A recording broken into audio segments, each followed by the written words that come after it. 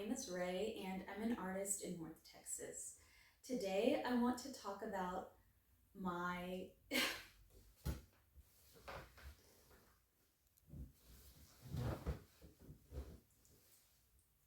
Hi, my name is Ray and I'm an artist in North Texas.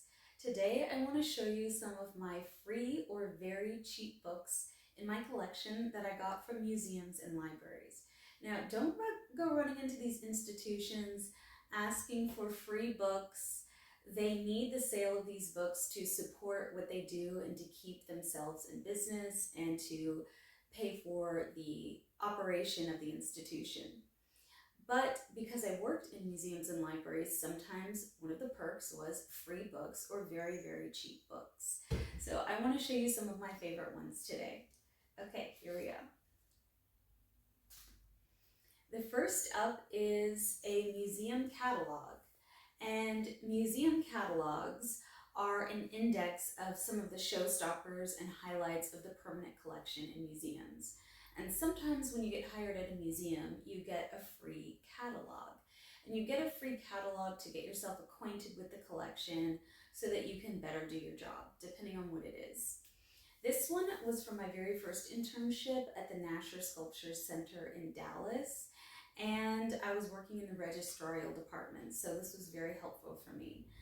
I like this book because the cover was so unique. It's this very matte textured cover, and it's got a giant N in these bumps that make it stand out, and it's very difficult to keep clean. It does have a few bumps and bruises, but otherwise it's in very good condition. So in a lot of museum catalogs, you can honestly rip out some of the pages and use them as posters or prints to frame. And what the Nasher catalog has done is they've done a folded, binded page. So when you are choosing the images that you might want to frame, you're not having to make a choice or sacrifice an image over another. The back side of your favorite page will be blank, and so will the reverse side. So that way it's not double printed and you don't have to sacrifice one picture over the other. I thought that was very clever and very smart of them to do. And yeah, it's one of my favorite museum catalogs.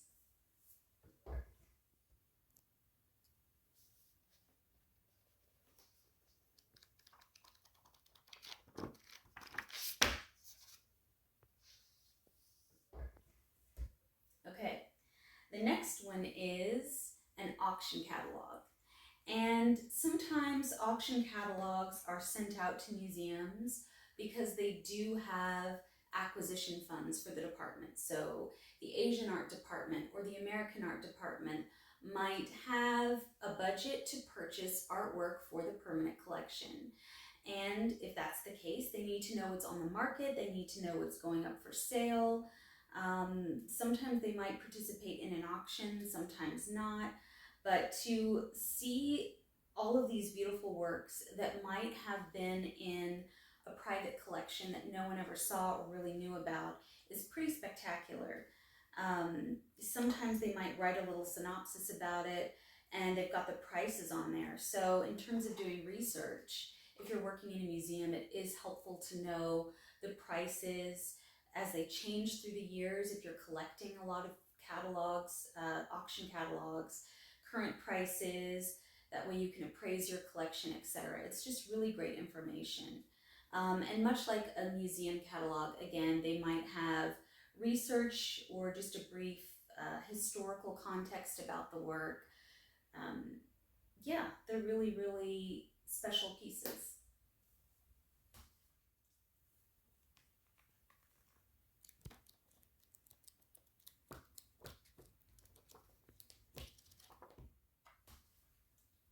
Next up is a museum magazine.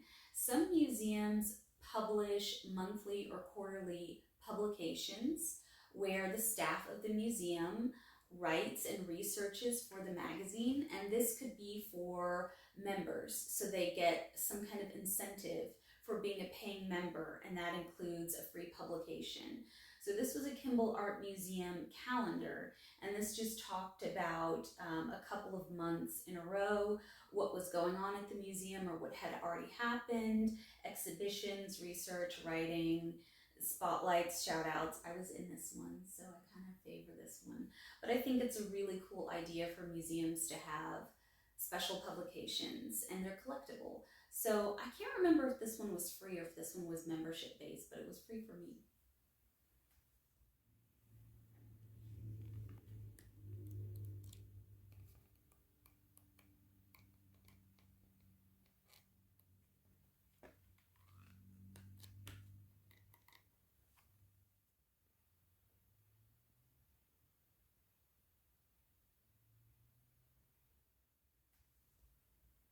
Okay, the next book I have is a exhibition catalog. So a catalog is basically an index of images, whether it's an index of images in the permanent collection, like an auction catalog, an index of images for sale, and in this case, it's an index of images in an exhibition.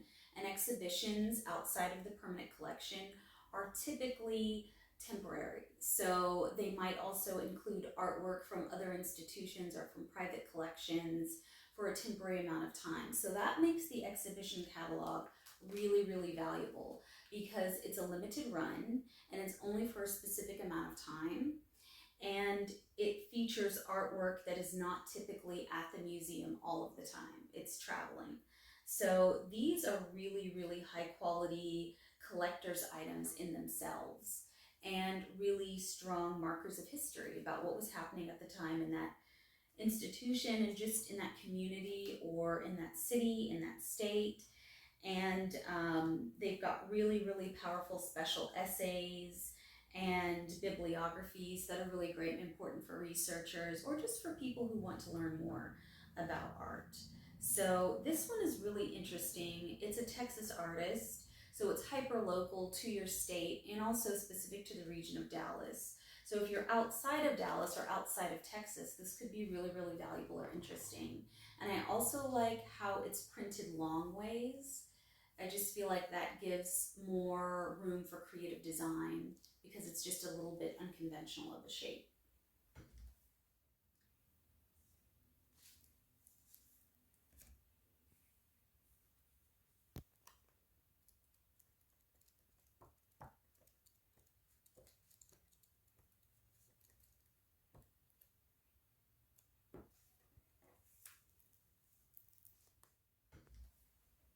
Okay, next we have another exhibition catalog. This one is from the Metropolitan Museum of Art, and it is an Egyptian exhibition catalog. And this one is soft cover. This exhibition catalog, the other one was hardcover, but this one is soft cover, and it's quite big in terms of how thick it is and in terms of how long it is. So as you can see, it's very long this way and it's quite thick. So this is going to be packed with information, packed with essays, packed with images that you might not have ever seen before. Just really, really special and probably very expensive. I don't think I paid for this. I'm pretty sure that I got this for free for some reason in one way or another. But it's just one of those publications that makes for a beautiful display if you want to open it up, just like every art publication. If you want to open it up and have it flat displayed on a coffee table, it's an art piece in itself. If you want to have it closed and displayed on a bookshelf, the cover in itself is beautiful. So the books themselves are art objects, and I just think it's really, really special to collect them and especially to get them for free.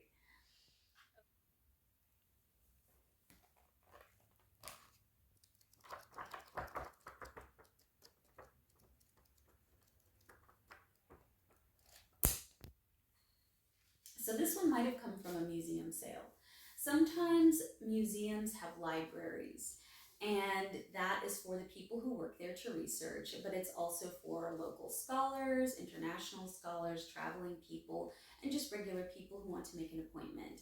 And in libraries, you weed your collection, meaning you get rid of old books in order to make room for new books. So if you work at a museum, sometimes the library is weeding old books and they sell them to the staff and they say, hey, everybody come down to the break room at 2 p.m. We're selling a bunch of books. I'm not sure where this one came from, but you can go down there and buy them for very, very cheap or even get them for free. Sometimes certain staff members take more than their fair share of books, which is really unfair, but I'm not sure if I got this one at a library sale, a museum library sale, but it was definitely free. These are biographical catalogs of an artist. So this particular artist's work is being surveyed from the beginning of their career to the end, and it's a way that you can learn about a particular era, movement, or artist. And for me, this particular artist was an illustrator and they did a lot of line drawings. So for me, this was very helpful as I was becoming a stronger artist myself. And as I was teaching myself how to draw, picking up from my high school art education, I'm basically self-taught from there. And yeah, I just learned a lot about composition and about line and about texture and all kinds of things. So.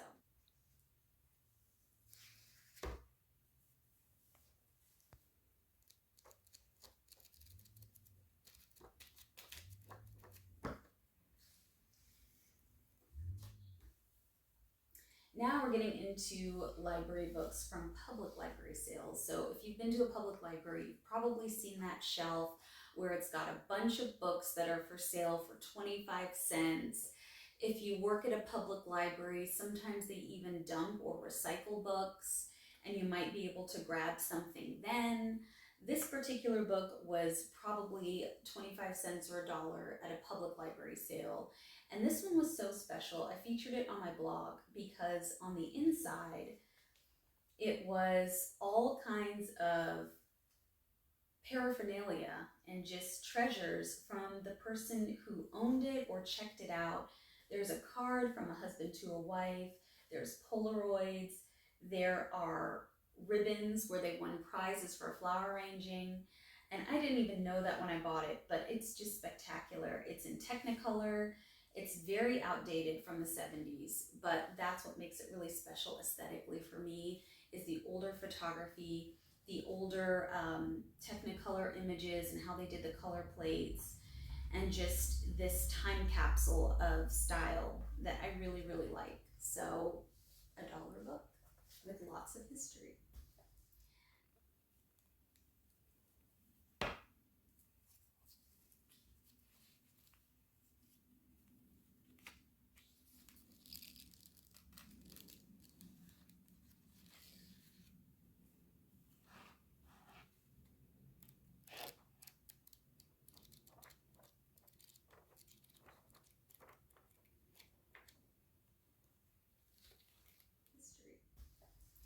The last book is another public library book that was probably $1.25.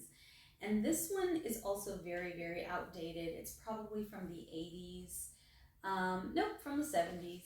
And it's about underwater animals, and some of them are very, very scary. But again, this is just such a kitschy collectible because you can display this book as a work of art with all of the bright, beautiful Technicolor images from the 70s. Or that was scary. Or you can use it as inspiration, making your own art in terms of the color palette, just in terms of studying different kinds of fish and animals so that you can get the patterns right and the textures right. It's just a great how to draw book in an unconventional package.